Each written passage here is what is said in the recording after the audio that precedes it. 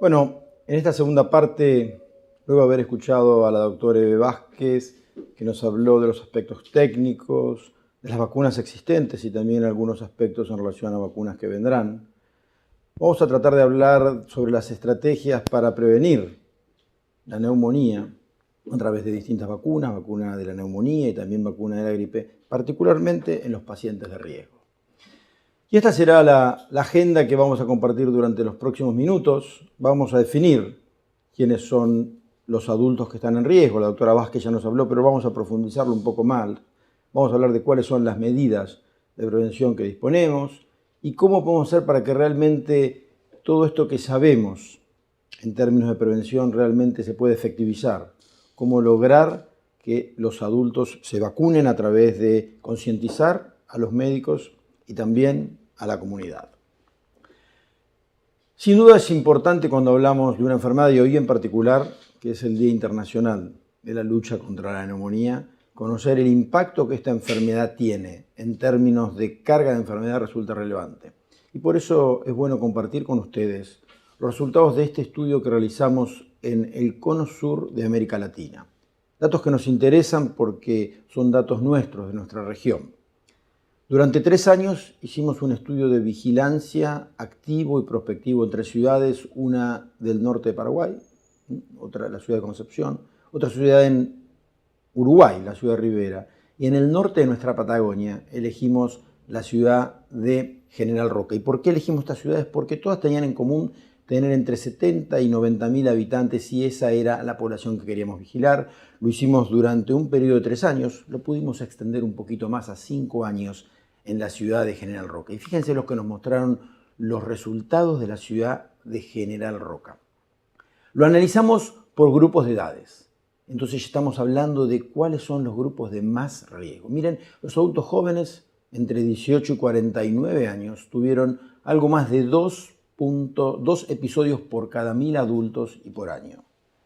Pero cuando vamos a los adultos mayores, fíjense los de 65 años o más, decir 29,49 es decir que 30 de cada 1000 adultos o el 3% anualmente desarrolló neumonía. Definitivamente esto habla de alta carga de enfermedad y fíjense cómo según la edad ya vemos que hay distintos grupos de riesgo de desarrollar neumonía.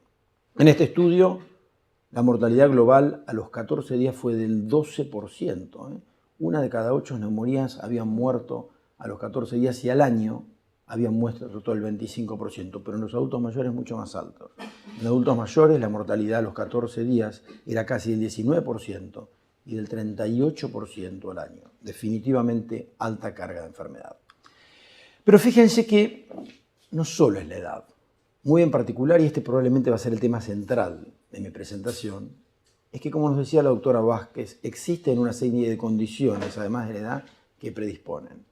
Y en este estudio, en el que nosotros enrolamos 2.300 sujetos con neumonía, vimos que 4 de cada 5 tenían alguna de estas comorbilidades encabezadas por enfermedad cardiovascular, tabaquismo, diabetes. La mayoría de los sujetos que desarrollan neumonía siendo adultos tienen una enfermedad que lo predisponen. Algunos lo saben, pero otros no lo saben o no son conscientes de que realmente tienen una comorbilidad. Incluso a veces los médicos caen en este error. Y hay otro concepto hoy bastante de moda, que es hablar de multicomorbilidad, y es cuando alguien tiene 2 o más. Y fíjense que casi la mitad, el 47%, tenían 2 o más. Y es muy fácil tener 2 o más. Quien fuma y toma un poco de alcohol en exceso tiene 2. Quien fuma y tuvo un infarto y tiene POC tiene 3. Definitivamente esto tiene mucho impacto. Y es así que el Comité Asesor de Vacunación del Centro de Control de Enfermedades desde hace mucho tiempo definió a las personas en riesgo según tengan riesgo o alto riesgo. Alto riesgo, ¿quiénes son? Los inmunosuprimidos o inmunocomprometidos. Inmunocomprometidos, ejemplos claros, leucemias, linfomas, esplenectomizados, pacientes con VIH, inmunocompromiso. Inmunosuprimidos los inmunosuprimimos nosotros, con quimioterapia o con corticoides. Estos son los pacientes en alto riesgo, pero los hago reflexionar que esta población, que es muy importante, pero que definitivamente es minoritaria, es en la que siempre prestamos atención. Cuando un paciente se esplenectomiza, siempre suenan los celulares de los médicos infectólogos porque nos dicen qué vacunas hay que dar. La otra población, la que consideramos en riesgo, es una población mucho más abundante, que básicamente está compuesta por las personas con enfermedades crónicas respiratorias, cardíacas, diabéticos, enfermedades renales, personas que toman alcohol en exceso, tabaquistas. Y ese es un enorme porcentaje de la población. ¿Y cuán grande es? Lo vamos a analizar en un rato. Pero me parece interesante analizar estos resultados que remarcan o señalan con claridad la importancia que tienen las comorbilidades. El doctor Pelton, que nos visitó en la ciudad de Buenos Aires, estuvimos estos 2 días, sábado y domingo, con él y dio una excelente conferencia. Hizo este análisis muy importante y relevante en términos de los adultos. ¿Qué riesgo tienen de desarrollar enfermedad neumocóxica en función de su edad? Y ya lo van viendo en 4 grupos: adultos muy jóvenes, 18 a 34 y va hasta mayores de 65. Según sean sanos, y lo vemos en la barra amarilla, tengan una comorbilidad en la barra azul, tengan 2 en la colorada, 3 en la gris, y aquellos que dijimos de alto riesgo, leucemias, hemocronizados, en la barra que vamos a llamar marfil. Entonces fíjense que parece muy cierto en este estudio lo que dijimos recién. Un adulto joven de 18 a 34, sano, tiene una barrita muy chiquita amarilla. La posibilidad de que desarrolle neumonía existe, todos podemos tener neumonía, pero el riesgo es bajo. Claramente aumenta cuando existe una comorbilidad y aumenta mucho más cuando existen 2. Y miren cuánto aumenta cuando existe 3. Miren qué notable que las barras coloradas tienen la misma altura en todos los estratos de edad para las personas con 2 comorbilidades que los que definimos como alto riesgo. Y quiero insistir en el concepto que recién dije. A nadie se le pasa a vacunar al esplenectomizado o al paciente con VIH, pero con frecuencia olvidamos prescribir la vacunación a quien, por ejemplo, fuma y ha tenido un evento cardiovascular. Y ahí estamos viendo claramente, nos enseñó Pelton, que 2 comorbilidades es lo mismo que alto riesgo. ¿Cuán frecuentes son estas comorbilidades en nuestro medio? Y por eso me parece interesante compartir con ustedes los resultados de la recientemente publicada Encuesta Nacional de Factores de Riesgo que el Instituto Nacional de Estadísticas y Censos de la Argentina realiza periódicamente. Lo hizo en 2006, 2009, 2013 y muy recientemente este año, y lo publicó el mes pasado, y nos dice con qué frecuencia la población adulta argentina de 18 años o más se expone, tiene algunos de estos factores de riesgo. Diría que entre los resultados que a nosotros en particular nos interesan, hay algunas buenas noticias, las vemos en este slide, y otras que no son buenas. Vemos que la población en las distintas encuestas ha ido disminuyendo el hábito de fumar. Y eso seguramente coincidimos, ¿no es cierto? Hoy está casi mal visto fumar. Y recordemos que el médico tiene un impacto muy importante a la hora de recomendar a sus pacientes que abandonen el hábito de fumar. Desde 2005 a 2018 disminuyó en un 7.5% el porcentaje de adultos que fuman. Definitivamente esto es relevante. Pero el resto de las condiciones que predisponen a neumonía no son buenas noticias. El consumo de alcohol excesivo y episódico en adultos de 18 años o más ha aumentado considerablemente, pasando del 10 a más del 13%. El sobrepeso, que también predispone sobre todo a influenza. Aprendimos hace 10 años en la pandemia de 2009 que la obesidad era un factor para desarrollar gripe grave. Y fíjense en azul lo que define la encuesta como exceso de peso, en naranja sobrepeso, en color verde obesidad, cómo ha ido creciendo a medida que se ha hecho la encuesta del año 2005, 9, 13 y 18. Y finalmente, cada vez más frecuencia la hiperglucemia o la diabetes, todo esto por autorreporte, aumentando desde algo más de un 8% a casi un 13% en la encuesta recientemente publicada. Sin duda que conocer esta información que el INDEC nos brinda es de relevancia cuando se deciden llevar a cabo políticas de salud. Entonces, en este slide vemos cuáles son las estrategias, y ese es el título de mi presentación, para prevenir la neumonía. No fumar, estamos logrando algo, pero nos queda mucho por hacer. Un mayor porcentaje de la población debería abandonar el hábito de fumar. Reducir la ingesta de alcohol, al menos en forma excesiva. Una nutrición adecuada que evite el sobrepeso, la obesidad, y sin duda también las vacunas, de las cuales la doctora Vázquez hace un rato nos habló, son de gran eficacia. Tenemos 2 vacunas que pueden prevenir neumonía. la primer causa de neumonía, que es Streptococcus pneumoniae, pero también la vacuna de la gripe, por dos motivos. Porque las infecciones virales, particularmente la influenza, predispone al desarrollo posterior de neumonía neumocóxica, pero además per se. Todos sabemos que el virus de la gripe puede producir neumonía, que cuando esta es de causa viral puede ser realmente muy, pero muy grave. En la anteúltima encuesta de factores de riesgo, la de 2013, una de las preguntas que se le hacía a la población adulta era si se había vacunado para la gripe en el último año o alguna vez había recibido la vacuna antineumocóxica. Lamentablemente en la encuesta de 2019 no se hizo esta pregunta, pero ¿qué nos decía la encuesta 2013? Es decir, ¿cuánto cumplían los argentinos mayores de edad en hacerlo? Y fíjense que teníamos vacuna disponible para gripe desde las campañas que comenzaron con PAMI en el año 93, 2013 ya llevaban 20 años de cultura de vacunación antigripal en la Argentina y la vacuna de polisacáridos disponible desde hacía muchos años, y solo un poco más del 50% de los adultos había recibido la vacuna antigripal y apenas un 16% había recibido la vacuna antineumocócica, y cuando analizamos adultos de 65 más, que todos tenían indicación de polisacárida, apenas el 23%.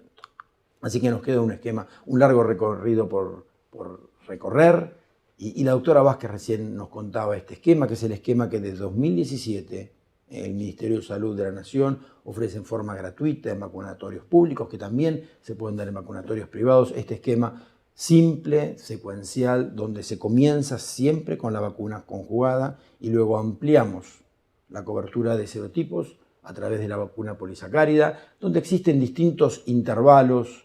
Hemos recomendado en Argentina la de 12 meses para la población adulta, para que desde el punto de vista práctico implementemos la vacunación de gripe y neumonía o neumococo en el mismo acto. En este otoño, como decimos, se da la vacuna conjugada de la gripe. El otoño próximo, la vacuna de polisacáridos, y nuevamente para gripe, y como nos dijo claramente la doctora Vázquez, no existe indicación de revacunar cuando son adultos mayores. Yo les conté la experiencia de Roca. En Roca el estudio de 3 años se prolongó a 5 años. Los primeros 2 años de carga de enfermedad nos sorprendieron. En adultos mayores llegamos a ver 38 episodios por 1000, con 2/3 de esos hospitalizados, 19% de mortalidad. Entonces presentamos esos resultados a las autoridades sanitarias y fue así que a partir del año 2014 se implementó un programa piloto de vacunación en adultos con vacuna conjugada. No se hizo en ese momento la vacunación secuencial. La vacunación secuencial en forma general para el país comenzó más tarde, en el año 2007. Esta campaña piloto en la ciudad de Roca ofrecía en forma gratuita la vacuna conjugada y luego de eso pudimos medir efectividad. Ya no hablamos de eficacia, hablamos en terreno, lo que sucedió en el mundo real de Roca. Y fíjense cómo descendió en el grupo de vacunados versus no vacunados, y luego de ajustar por las variables que pudimos, esto por supuesto es neumonía de toda causa, vimos que había un 60% de efectividad para prevenir neumonía de toda causa, lo cual de alguna manera refuerza lo que el estudio Capita ya había demostrado, que en adultos mayores la vacuna conjugada previene la vacuna, particularmente por serotipos vacunales. En la agenda de mi presentación yo les decía que uno de los puntos claves es cómo llegar a que los adultos se vacunen. Y este concepto actual de la vacunación para toda la familia, que ha cambiado, ya las vacunas no solo son para los chicos, no solo son patrimonio de la pediatría, las vacunas son para todas las edades. Entonces, desde la Sociedad Argentina de Infectología, distintas instituciones como FUNSEI, tratamos de trabajar con las distintas especialidades, los distintos especialistas y las sociedades científicas que a ellos los nuclean, y es así que estamos presentes en el Congreso de la Sociedad Argentina de Medicina, en el Congreso Argentino de Diabetes, en el Congreso Argentino de Enfermedades Respiratorias, de Cardiología, como una forma de educar a nuestros colegas que son expertos en otras disciplinas, ayudarlos a esos y enseñarles cuáles son las vacunas que disponemos y que deben prescribir a sus pacientes, y que así la vacunación sea una realidad y que esas bajas coberturas de vacunación que vimos en adultos, al menos en la encuesta de factores de riesgo 2013, realmente se amplíen y logremos realmente prevenir la neumonía en los adultos. Y también es clave llegar a la comunidad. Cuando la comunidad está convencida de las vacunas y ellos las piden, sin duda hay más éxito. En los vacunatorios públicos, si un adulto de 65 años o más va con su DNI, no necesita orden, porque eso ya muestra que tiene 65 años o más.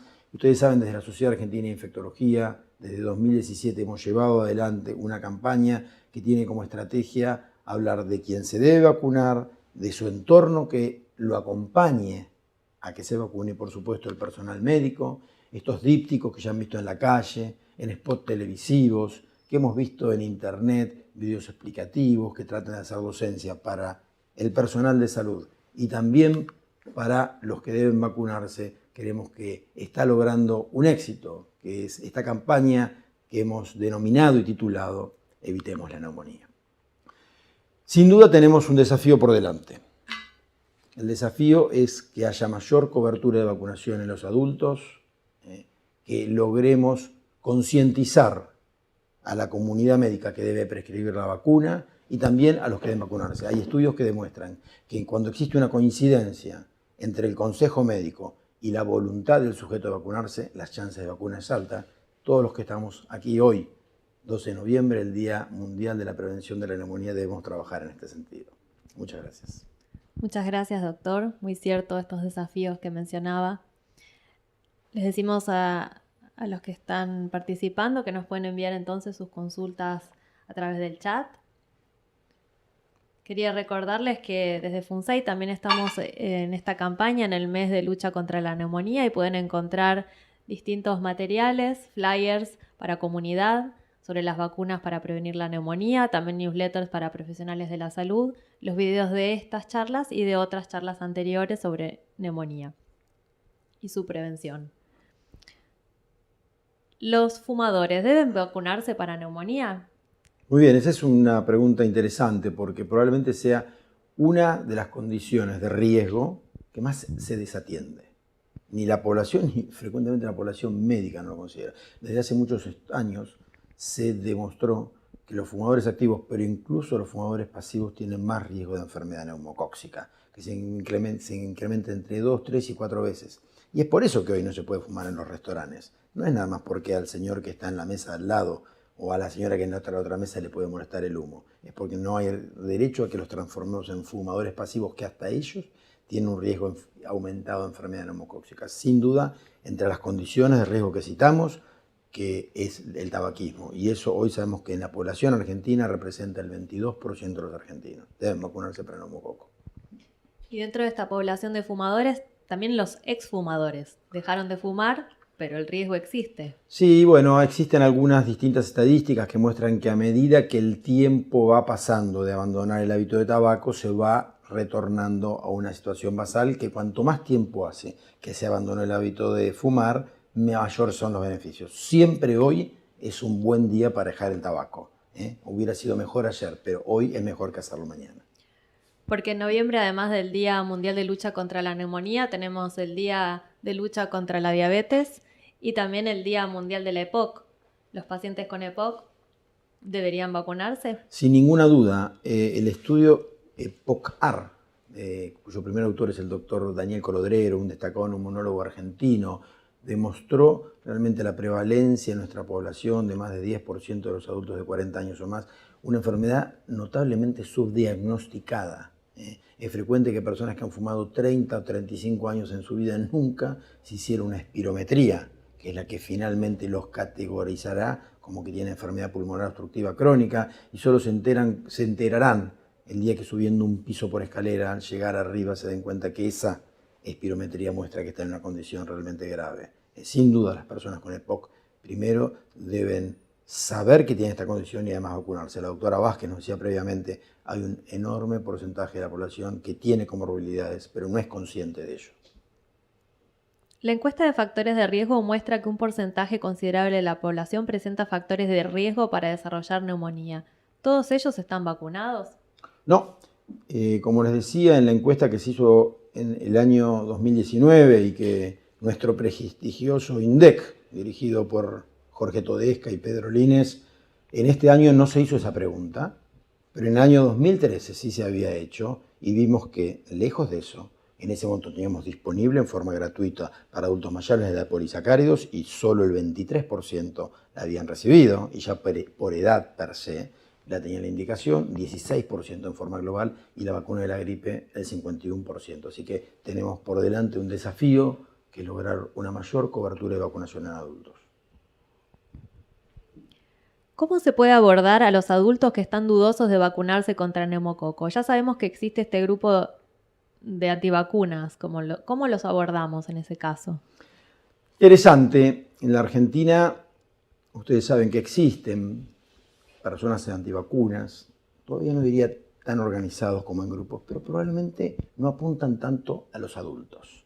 En los grupos antivacunas definitivamente tienen más su foco en los chicos, con lo cual tenemos que mostrar cuáles son los beneficios de la vacunación y definitivamente con ello podremos erradicar todos los temores que puedan rondar alrededor de la vacunación. La vacuna de la influenza, la vacuna antineumocóxica son vacunas eficaces, efectivas y seguras.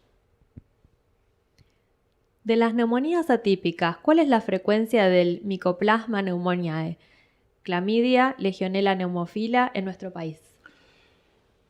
Existen datos. A fines de la década del 90, siguiendo una propuesta del doctor Daniel Estambulián, llevamos adelante un estudio de neumonías adquiridas en la comunidad, haciendo estudios serológicos, y vimos en aquella oportunidad algunas seroconversiones para legionela y un poco más para Mycoplasma y clamidófila pneumoniae. En líneas generales diríamos que clamidófila pneumoniae y Mycoplasma pneumoniae son relativamente frecuentes. Distintos estudios muestran distintas incidencias, pero probablemente menos del 10% de todas las neumonías son producidas por estos dos patógenos. Habitualmente de evolución benigna y autolimitada. Un capítulo distinto es para legionela pneumófila, un patógeno que creíamos que no estaba presente en nuestro medio, que en ese estudio vimos algunos casos de seroconversión, pero hubo dos hitos en la Argentina. Uno, en enero de 2015, probablemente recordarán que en Carmen de Areco hubo un brote hospitalario de legionela en el cual afectó particularmente a personal de salud. 4 personas murieron a causa de estas legionelas que se pudieron detectar por biología molecular y fue culpada finalmente el agua de la refrigeración de la sala de cuidados intensivas. Pero además, durante 2014-2015, en un estudio de investigación de una nueva droga, solitromicina, se derivaban muestras de esputo a Estados Unidos para cultivar. Requiere una tecnología complicada cultivar una legionela. Y fue así que la primer legionela fue cultivada de un paciente proveniente argentino, una mujer de Tucumán que no había viajado, y ahí tenemos certeza, cultivo en el medio específico para legionela. Quiere decir que la legionela debe comenzar a pensarse en nuestro medio. No podemos hablar todavía de cifras, pero yo que estaba convencido que era algo muy inusual en nuestro medio, estoy convencido que las cosas están cambiando y hoy la legionela está con nosotros. Usted mencionó la vacunación en pacientes inmunocomprometidos. Si nos puede recordar el esquema y cuáles serían esos pacientes. Muy bien, si nos referimos en particular a lo que definimos y define el Comité Asesor de Inmunizaciones del Centro de Control de Enfermedades, alto riesgo son básicamente inmunosuprimidos, quimioterapia, corticoides, inmunocomprometidos, leucemias, linfomas, HIV o esplenectomizados. En ellos el esquema ideal es el esquema secuencial, primero siempre, porque logra mejores títulos de anticuerpos la vacuna conjugada, y 8 semanas después o más ampliar la cobertura con la vacuna de 23 serotipos. La vacuna conjugada no tiene indicación de revacunación en los adultos, excepto el caso excepcional que nos citaba la doctora Vázquez de los pacientes con trasplante de médula ósea, y en esta población lo que sí se puede hacer es dar un refuerzo a llegar a los 65 años de la vacuna de polisacáridos. ¿Qué pasa con los pacientes que reciben radioterapia? La radioterapia no está comunicada como una situación en particular que incremente el riesgo de enfermedad neumocóxica. La radioterapia puede tener distintas localizaciones y en líneas generales no es una recomendación formal. Pasa que es bastante común que la radioterapia también se aplique junto con quimioterapia y estamos hablando de otra situación. Antes nos habían preguntado cuál es el esquema en pacientes esplenectomizados de las vacunas neumocóxicas. Es lo el que que acaba citamos de recién de decir. huéspedes inmunocomprometidos. Sí. También nos preguntaron, ¿en los pacientes con factores de riesgo, diabetes, problemas cardiovasculares, hemodializados, es conveniente el esquema secuencial? ¿Se puede dar en cualquier edad? ¿sí? A 18 años o más es por edad 65 más, pero cuando existen comorbilidades como las que recién citaban, a partir de los 18 años también el esquema secuencial. Y en esos casos se requiere orden médica. Exactamente. Si va a ser en los centros públicos con DNI, el DNI dice que uno tiene más de 65 años, pero el DNI no dice que alguien es diabético o que recibe diálisis, debe tener la prescripción médica. ¿Cómo se puede completar la vacunación secuencial si recibió primero la 23 valente? Nos lo Muy bien, comentaban eso antes. se citó antes, pero podemos repetirlo, esto es muy frecuente, que las personas recibieron alguna vez. Entonces, para recordar algunas cosas, si alguien recibió la de polisacáridos, tiene que pasar por lo menos un año para que pueda recibir la conjugada. Y si hay que darle de nuevo la de polisacáridos, tiene que haber pasado por lo menos 5 años. Entonces, si la recibió hace 10 años la polisacárida, cosa que es frecuente, le damos una vacuna conjugada y en un año podemos hacer la secuencial porque pasaron más de 5. Si recibió la de polisacáridos hace 6 meses, no podemos hacer nada ahora. Si recibió hace 1 año y medio, le podremos dar ahora la conjugada, pero tendremos que esperar bastante tiempo para que se cumplan los 5 años de la polisacárida previa. Hablábamos antes de las oportunidades perdidas, también entonces de las oportunidades que se pueden aprovechar. Todo contacto de la comunidad con un profesional de la salud es una buena oportunidad para recomendar la vacunación. Ninguna duda, para recomendar todas las medidas de prevención, la vacunación, el cese del hábito de tabaco, ver si no tiene alguna otra comorbilidad y eso debe ser interrogado, una buena alimentación, todas las medidas que tienden a prevenir el desarrollo de enfermedades infecciosas, de otras enfermedades, en particular hoy 12 de noviembre de la neumonía. El periodo mínimo es de 6 meses, entre ellas nos vuelven a consultar. No, el periodo mínimo es 8 semanas, que eso son 2 meses.